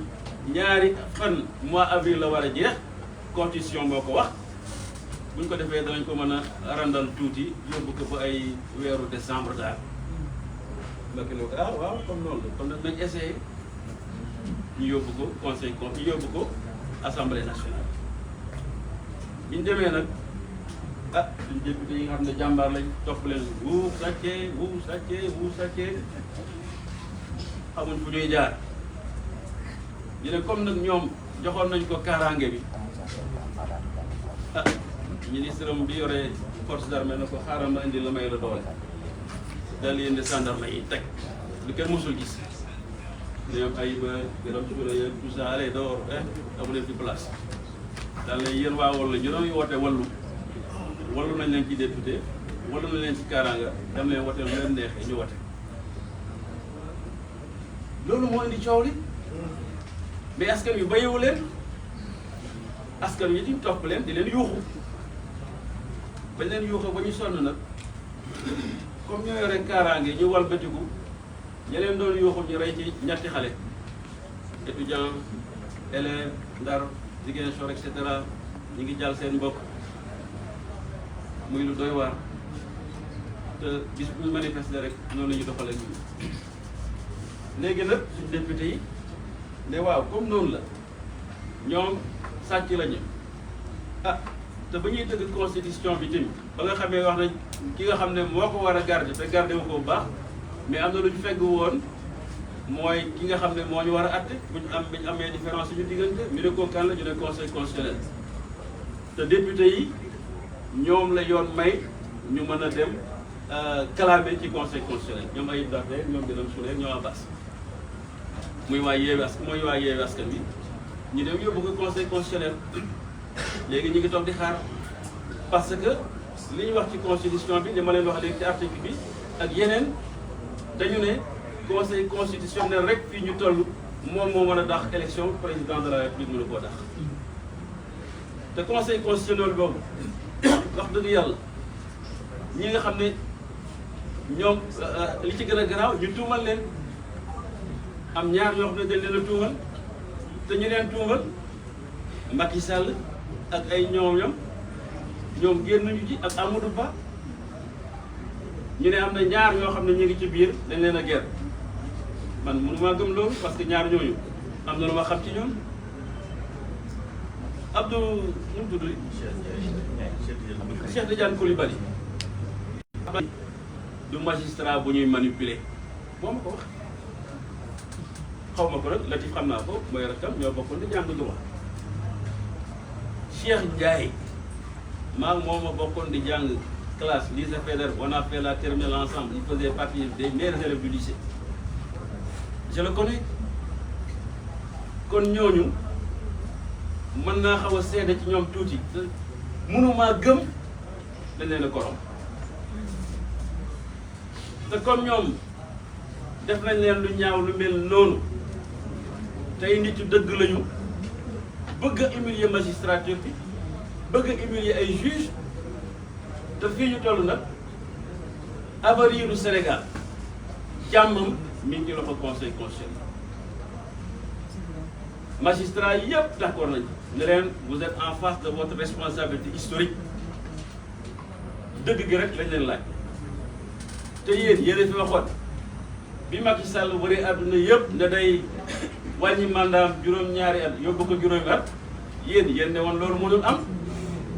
mënu koo wàññi ku mënul wàññi kay xanaa mënoo yokk te loi bi nga xam ne moom la ñu ñëw di leen clamer ñun ñi nga xam ne ñoo Yewwi Askan Wi dafay yokk mandat président Macky Sall te comme waxoon ngeen lii ca jamono jooju yaakaar nañ ne da ngeen mën a wax lu méngoog moom ci jamono jii ba Sénégal nekk ci jàmm parce que ñun bëgguñ lenn lu may stabilité ñaar fukki fan ak juróom ci weeru février ñu commencé élection yi buñ àggee le 2 avril Macky Sall abal loolu nag ab xeex la boo xam ne ñun ñoo ko bokk di ko def waaye Yewwi Askan Wi mais comme ñun dañoo am aussi responsabilité historique wax ko sànq ñoo Ousmane Sonko ñoo ko tax dox ba lii taxaw bu Sénégal demee ba tollu fii nag ñun war nañoo solaat suñu dàll wër ñëpp nag lu ñoom Déthié Fall wax dem seeti plateforme yi fi nekk yëpp moo xam F24 la moo xam aar suñu élection moo xam ñeneen la pour que ñu lëkkaloo mën a nekk benn.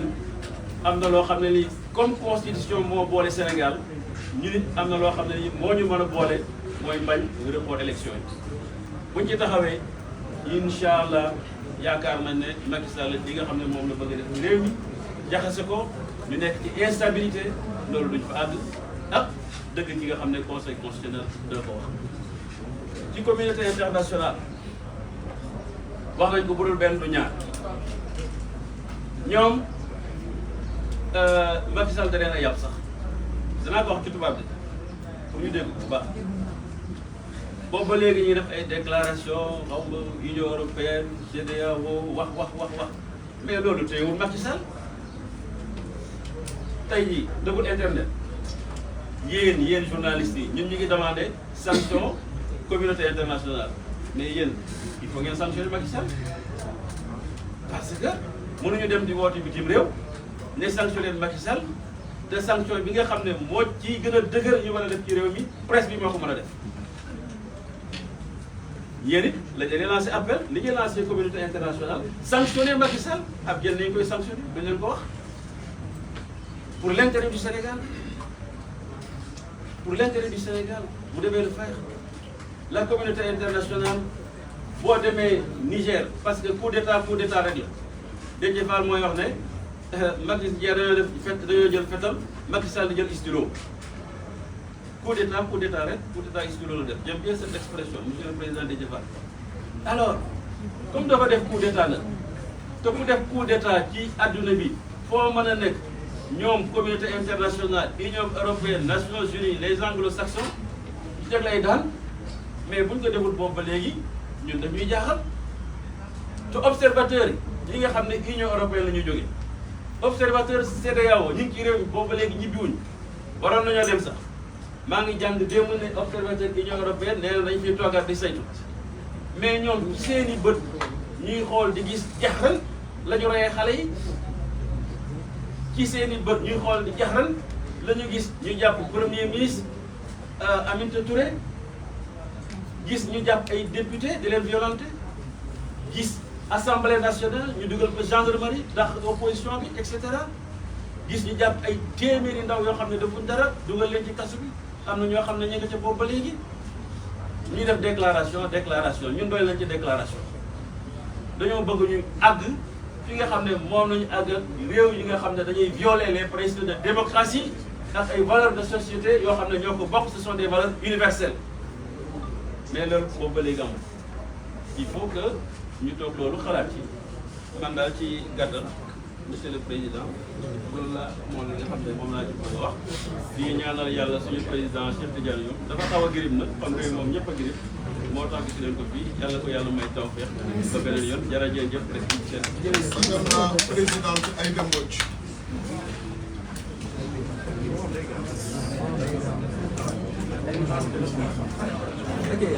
asalaamaaleykum ñu ngi leen di gërëm parce que toogaay bi yàgg na yéen a ko def ak patience wante léegi mu jeex ci seen liggéey li ngeen def fan yi moo gën a metti ñu di leen ci massaw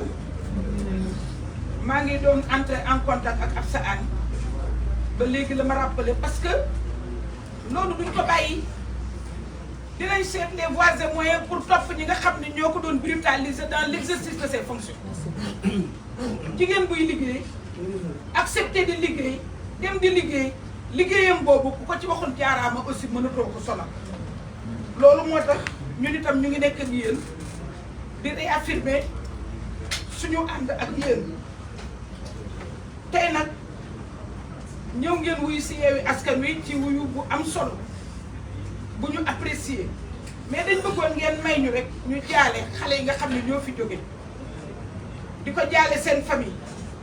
di massawu ñi blessé di leen ñaanal wér di leen massawu yéen journalistes yi ak ñëpp ñi nga xam ne brutalisé nañ leen waaye nag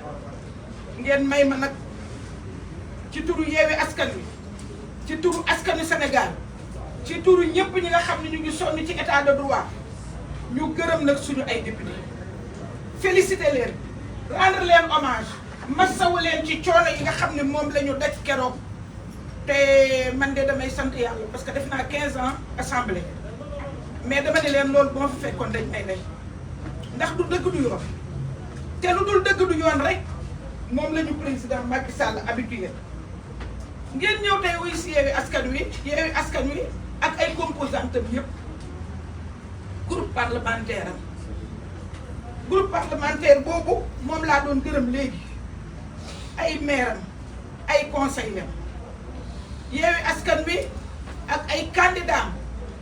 yi war a dem le 25 février Yewwi Askan Wi ak ay candidats spoliés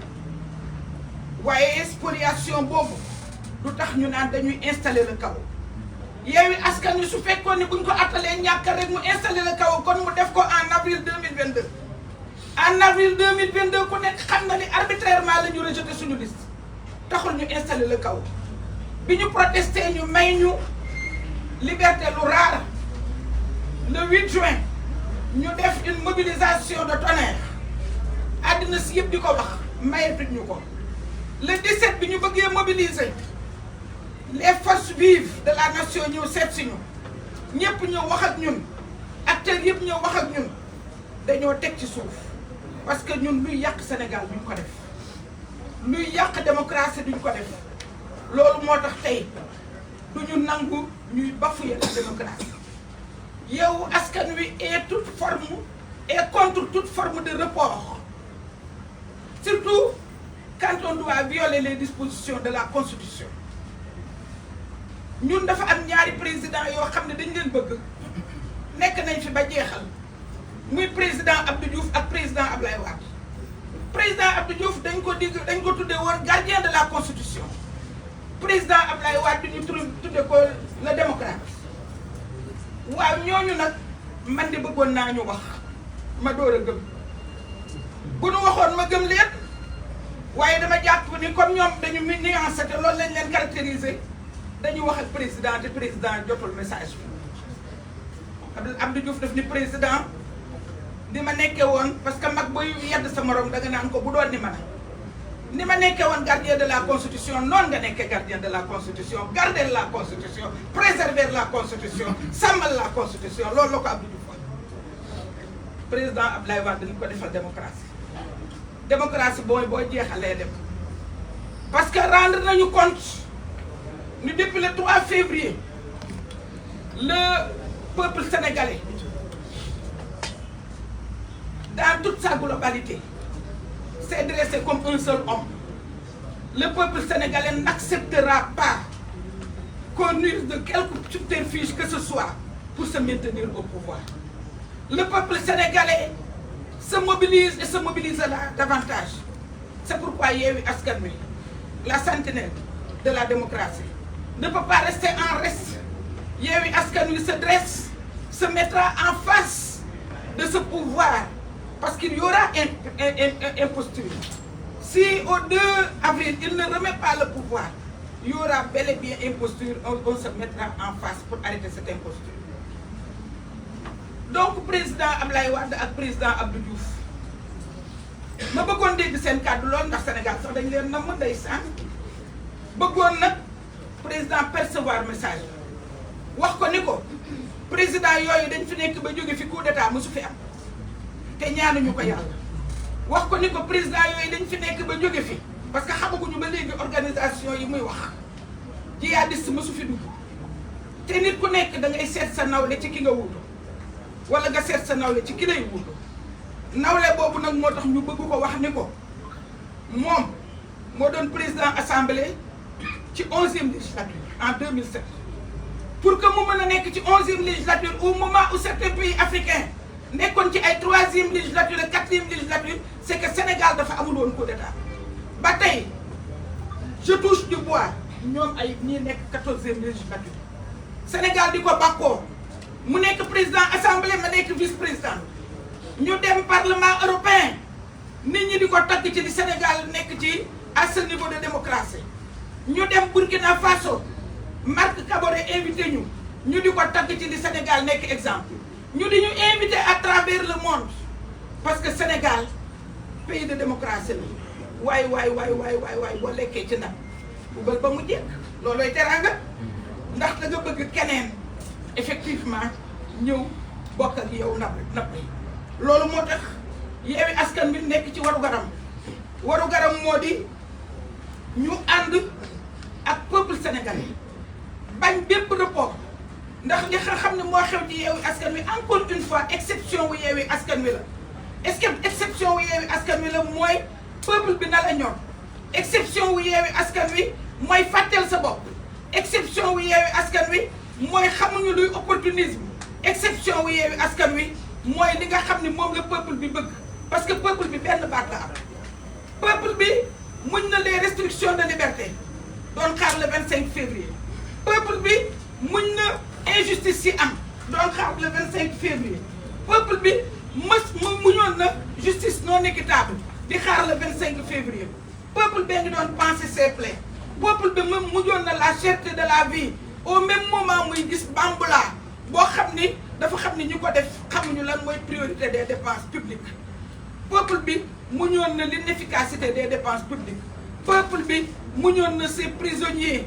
yi nga xam ni pour la première fois au Sénégal 1500 prisonniers politiques peuple bi muñoon na le chef de l'opposition bi nga xam ne ñu ngi ko tëj sans raison peuple bi muñoon na xañaate yi peuple bi muñoon na refus de participation bi nga xam ni ku nekk am na ci droit suñ la téyewul ca parrainage ba ñu nga lay tëj wala ñu lay wutal yeneen yoo xam ni mérité wu ko kon peuple boobu tey moo dressé wu ànd ak Yewwi Askan Wi di leen dig ni leen ñu ngi ci seen wet Yewwi Askan Wi di leen dig ni leen dinañ ko xeex dinañ ci ànd ak yéen te nag taluñu dara am na luñ ñu bërëxal léegi di ñu ko laaj loolu talaguñ ko report bi la ñuy wax pour que report boobu ñu acté ko le 25 ay élection am le 2 mu passé le témoin report boobu la ñuy wax lijjanti ko ba pare doora lijjanti lenn loo xam ni ñu ngi koy wax pour nous divertir ñun jàpp nañ ni leneen luñ fi wax rek dañuy divertir ñun nag ñu ngi leen di gërëm di leen sant. Plan d'action bi Merci beaucoup, mesdames et messieurs les journalistes, de grands professionnels. Et vraiment, nous vous félicitons pour votre endurance, l'endurance individuelle qui est demandée de tous les professionnels et qui nous permettra collectivement d'avoir ces objectifs-là. Nous vous remercions et à très bientôt.